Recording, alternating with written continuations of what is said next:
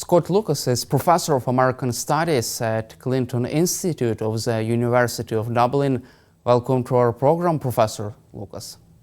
Thank you so much for having me here. I would like to begin our conversation with Ukraine's attack deep inside Russia. Ukraine has destroyed one-third of Russia's strategic aviation fleet. What is your reaction to this, and could this attack change Putin's thinking, Putin's calculus on this war? Well, I'm not sure that anything changes Vladimir Putin's fundamental thinking, which is that he wants to conquer Ukraine. But I think the Ukraine mass drone strikes on 6 Russian airfields shows how difficult it will be for Putin to obtain that objective, to defeat Ukraine. As your viewers know, but just to recap, the assessments are that, between 10 and 13, Ukraine says 13, Western intelligence agencies say 10, strategic bombers were destroyed in these attacks, which took place 9 days ago. And of course, these are the bombers that are launching the cruise missiles, seeking to cause so much damage on civilian areas. But in addition to those strategic bombers, Ukraine says another 28 planes have been damaged. Western intelligence agencies put the number at anywhere between 10 to 15. But irregardless of what the actual number is, Russia has taken a blow not only to its bomber fleet, but also has lost at least one of the very few surveillance planes that it has. These planes, which in America we call them advanced warning and control systems, they're there sort of to observe everything going on in the skies. Russia will struggle to replace some of these warplanes. They no longer, for example, make the A-95 heavy bombers that were destroyed. So while I am afraid that the missile and drone attacks will continue, and indeed we have seen Kyiv and Odessa hit overnight, it does sort of constrain Russia from doing this day in and day out. And of course, beyond the military significance is the symbolic significance. And the symbolic significance is that as we keep discussing the possibility of Ukraine-Russia talks, it makes it more difficult for Russia to say, you have to accept our ultimatum. You have to give up 4 regions, 6 regions, plus Crimea, because it shows that Ukraine has abilities to strike back beyond the front line. And as Ukraine shows it has ability to strike back beyond the front line, it encourages those who have sided with Ukraine, and I think especially European countries, to continue that support. It is also interesting that after this attack, US President Donald Trump had a phone call with Russian dictator Vladimir Putin. It seems like he even didn't try to discourage Putin from retaliating against Ukraine. After this phone call, Trump just announced in statements that Putin told him that he would retaliate. What is your assessment of this strange phone call and strange statement after this conversation between Putin and Trump? Well, I'm afraid that once you understand the nature of Donald Trump's ego, the phone calls don't appear so strange. So he talks to Vladimir Putin, and Putin says, "Oh, we are the victims here. How Ukraine has hit our airfields with these drones, and this is terrible that they have attacked us. I'm afraid I will have to respond." And Trump, who usually listens to the last person he speaks to, says, "Oh yes, this is very terrible. Of course, Russia will have to retaliate." He says that in part because Putin has, what we would say, played him, but he says it in part because Trump has this very simple idea that he can bring peace to Ukraine and Russia. So any attack, even a justified attack like Ukraine's on the airfields, that prevents him from achieving that goal. I repeat, I think it's important here not to just look at Donald Trump. There are others in the Trump administration who do make decisions. There are some who, of course, are supportive of Russia. but there are others who are supportive of Ukraine. I think the envoy Keith Kellogg still knows the U.S. cannot side with Russia. I think their Secretary of State Marco Rubio is balancing. And to be honest with you, the most effective way of dealing with the Trump administration is to show strength. Because if you show strength to officials like Kellogg, like Rubio, and others, if you show strength to agencies like the Pentagon, like the CIA, you show that it is not worth just giving up on Ukraine and siding with Russia. So Donald Trump is hopeless. Let's be honest here. Ukraine's resistance has to continue not alongside Trump, but despite Trump. It is also interesting that Trump suggested that Ukraine itself provoked Russian retaliation by conducting this Operation Spiderweb. Moreover, Trump compared Russia and Ukraine to two fighting children. What is your assessment of these statements? Well, I think the best response to the statement of Donald Trump that it was like children fighting in the playground was from President Zelensky, who said, this is not a child in a playground. This is a mass murderer named Vladimir Putin, who kills our civilians every day, every night. This is not a false equivalence of children who are either equally guilty or equally blameless. There is one party which is to blame here. If you have to use the playground analogy, there is one bully here, and there is one person, one country trying to defend itself. Again, I don't think Donald Trump sees that. I don't think he understands this. And I also have to say that we always have to recognize that beyond Donald Trump, as has been the case throughout the full-scale invasion, that there are activists, there are supposed former diplomats, there are economists like Jeffrey Sachs who say, oh, it was NATO that provoked this war, it was the U.S. that provoked this war, even that it was Ukraine that provoked this war. You know, all that nonsense from people who we think are experts is out there. It's just that we notice it more when Donald Trump, who's not an expert on anything, says, well, you know, Kyiv is to blame for the fact that Vladimir Putin wants to conquer it.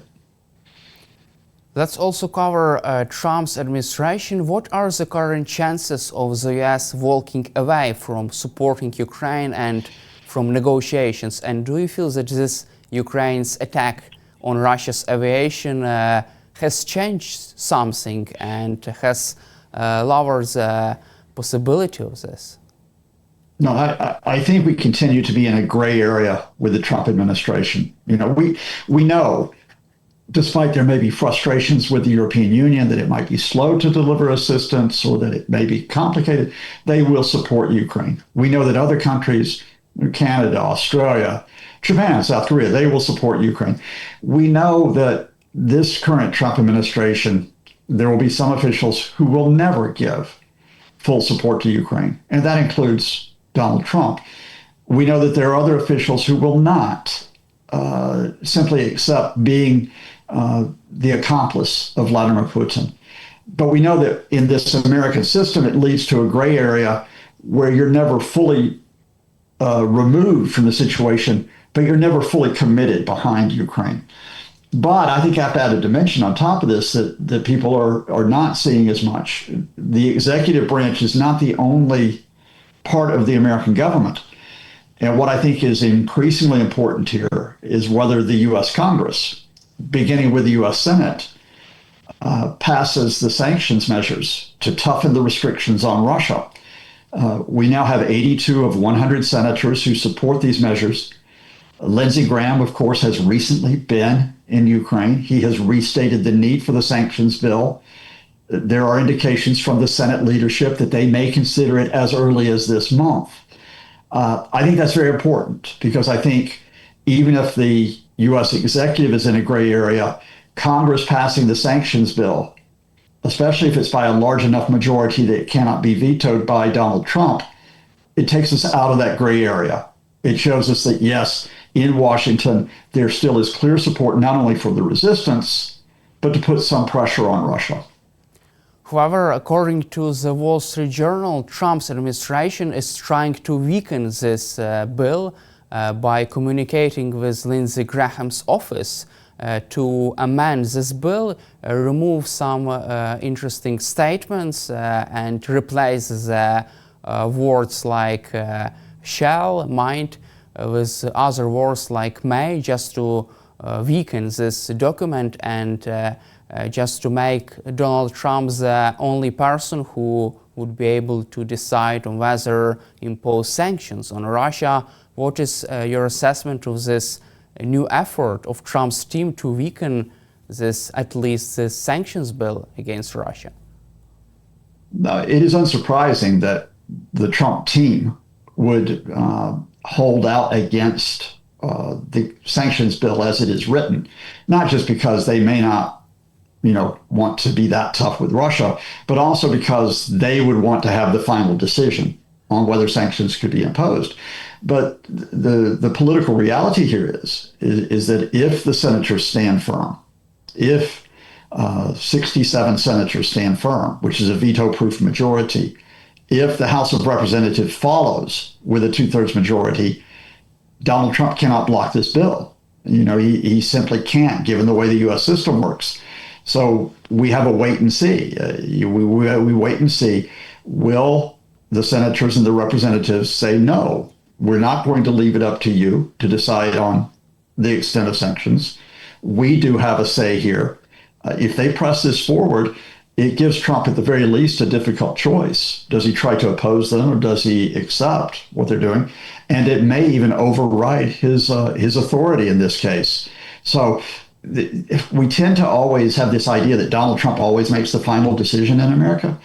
That's not the way it happens in the system. We just have to see if Congress finally steps up and does the right thing. But do you believe that Republicans can be brave enough to make this decision on sanctions against Russia despite Trump's policy, despite his willingness or unwillingness to move forward with sanctions? I mean, the key question is, will Republicans, as we say in America, put their money where their mouth is? We know that in terms of their rhetoric, they have stood up to the Trump administration in calling for a tougher position. We know this is true not only of individual senators like Lindsey Graham, but many senators, many representatives. But will they, as you put it, be brave enough to turn that into action? I think what we're seeing right now is the maneuvering that's going on. This bill could have been tabled weeks ago, and we're seeing the Trump administration trying to push it back. And we're seeing some senators saying, we're going to make this bill almost watertight. We're going to make sure that it can get passed in Congress. I can't guarantee that this bill will pass, and I certainly can't guarantee it will pass with a veto-proof majority.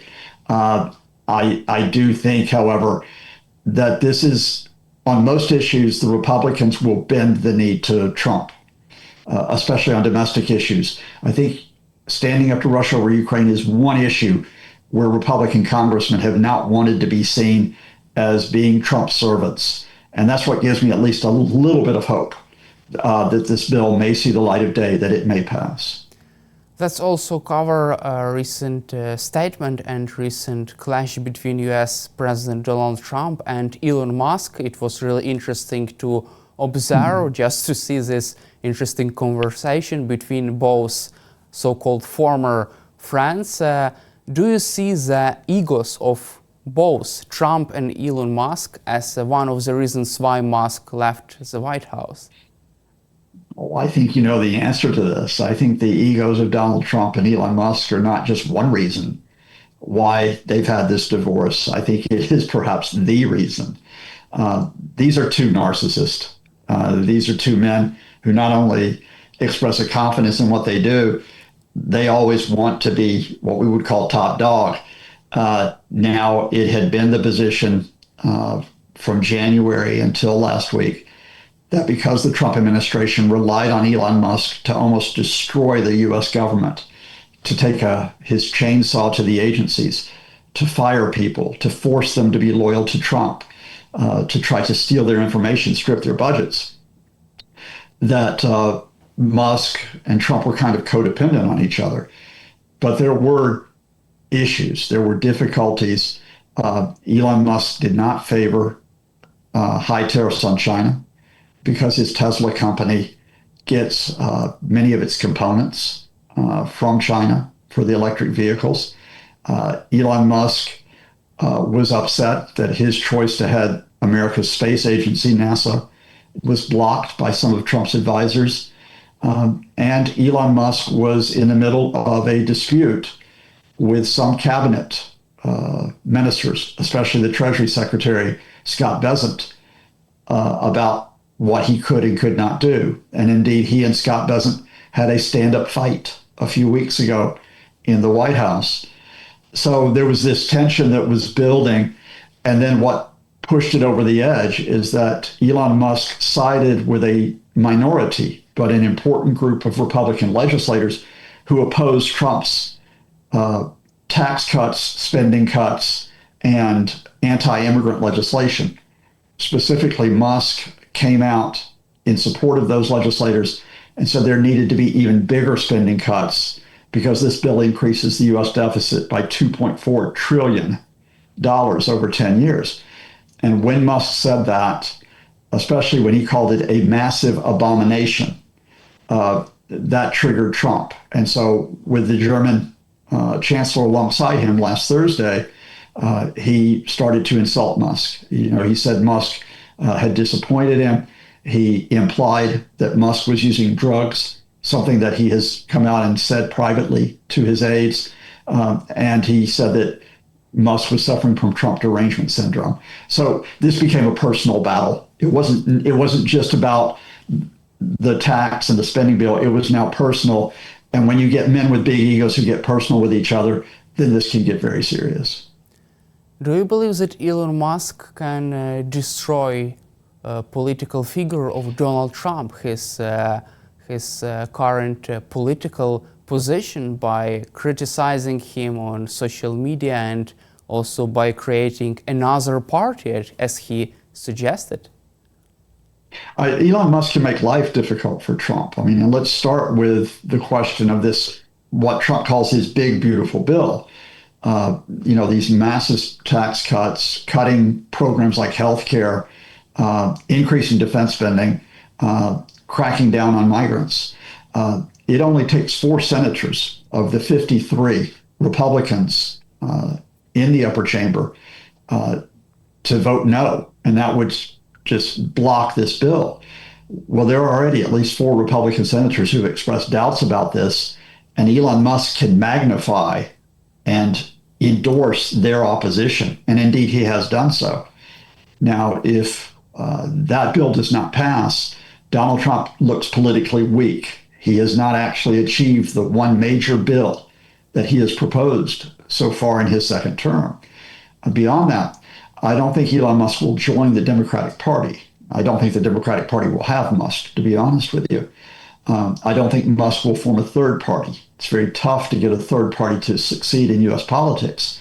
But Elon Musk can run or support opponents of Donald Trump's candidates in next year's congressional elections. Remember, in the U.S. system, you have what we call primaries, where the Republicans pick their candidates for the Senate and for the House. And Donald Trump might be supporting a particular Republican, and Elon Musk will say, well, I'll support this other guy. And he has a lot of money that he can put into that. And indeed, this is exactly how Donald Trump took control of the Republican Party. He ran his people against Republican incumbents, got a lot of them into the Senate and into the House of Representatives. Now, if Musk can do the same thing, he poses the same problem for Donald Trump that Donald Trump posed for Republicans several years ago. Let's also cover another interesting battle clash between US President Donald Trump and California Governor Christopher Newsom. Also, Trump decided to deploy National Guard to Los Angeles amid current protests. What is your assessment of this another Trump's clash between his office and California Governor's office? Donald Trump has disliked Gavin Newsom for quite some time. And indeed, Donald Trump has tried to curb the powers of California as a state for some time. But this is a much wider issue, and arguably one that points to the level of the crisis within the United States.